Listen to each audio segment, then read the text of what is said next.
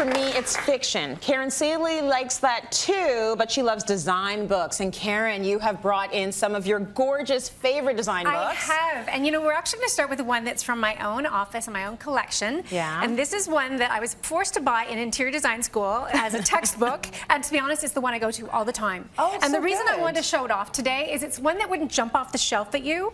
So you may not even think to buy it. But once you have it, if you're doing any decorating at home, or if you're a furniture maker, cabinet maker, every single dimension you need to know is in this book. So if you're designing a closet, if you're designing an eating space, and look at these pages. This is very specific. Like, look at these diagrams. So this is telling you everything you need in terms of space. It does. And the nice thing about this book is it'll tell you if you're trying to have this many people around a table, for example, 24 inches is the minimum, ideally you want 30, and 36 is even better. So it gives you minimums and maximums, and then average. So you can design closet spaces, you can design retail spaces, anything. So you wouldn't necessarily buy this book because it's beautiful and beautiful photography, but once you have it, you'll think, oh my gosh, how did I ever live without it? It looks like a math textbook. What I love about it, it's like a good cookbook.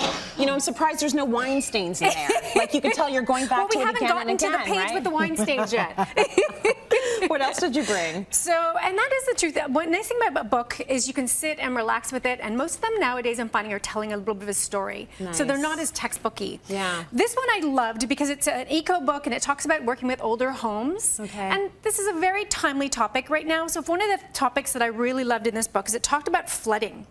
So this whole section here talks about if you're in an area that you're going to have flooding, there's a couple things you can do. So one you can do is do things to avoid the flooding. So there's different barriers you can build and different things you can do. But if you're going to get water, you can also pick materials that dry out quickly, that aren't going to be damaged. So it gives you some great pointers, because the thing about older homes is they breathe differently than our new homes. And so if you go into an old home, you start throwing up vapor barriers and drywall and different forms of today's technology, you can actually create some moisture issues in your home. So it's important to consider how to make an eco-friendly home out of older homes. So if you have an older home, this is a great book for you so that you can figure out how to future-proof your home. I'm glad you mentioned flooding, because we're going to be talking more about that a bit later in the show. So good. It's good to have a textbook. Well, with the global warming, it's an issue I think a lot of people are dealing with. I dealt with it myself up north at my cottage this past year. So it's very timely. Wacky weather. This book, Shades of Grey. Shades of Grey. So all of these books that I brought, except for mine, is from Chapters Indigo. So these would be great too, as we're getting towards the holiday season. These are beautiful books, and this one I got a kick out of. So Shades of Grey is talking about how we all know what's the color of the moment. It's gray. It's gray. But one of the interesting things about this book is it talks about the fact that gray isn't something we normally associate with good moods. So if you think about it, it's true. Oh, yay, it's a gray day. It's like, no, most people aren't saying that. And the one thing I read, there was a whole article in here about the psychology of color. And I mean, the gray rooms are very sophisticated, but the psychology of color, they said that don't paint gray in a bedroom because it's actually a passion killer. I was like, oh my gosh, I'm going to paint my bedroom this weekend. Anybody else painting their bedroom? So it does talk about where's the best place to use gray, and they're asking the question of why do we think gray is so popular? It's because they say it's not masculine or feminine. Well, that's true.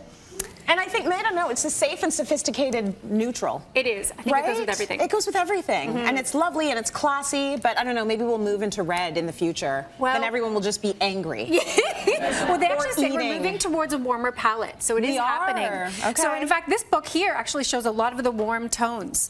So this one was written by the owners of a California store called the General Store, and I'm going to show you just kind of a picture that gives you a sense of this whole book. So it's kind of eclectic and handcrafted and textiles, and it's actually about almost deconstructing the home and seeing the bones of the home. The thing you'll find in this book that a lot of people won't necessarily love in terms of like their own personal taste is it's not always neat. So there's a picture here I have of kind of stacked books.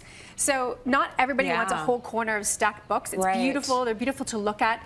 But it takes a certain kind of person who wants this kind of decor. But it's a beautiful book to look through. It is. It's actually nice that people have the option, though, of going down that road when it comes to design. You wouldn't expect to see that in a design book. No, exactly. It is very homey. This book was one of my favorites. You just want to touch it. Oh my gosh. It's velvety. It feels amazing. Who cares w's inside?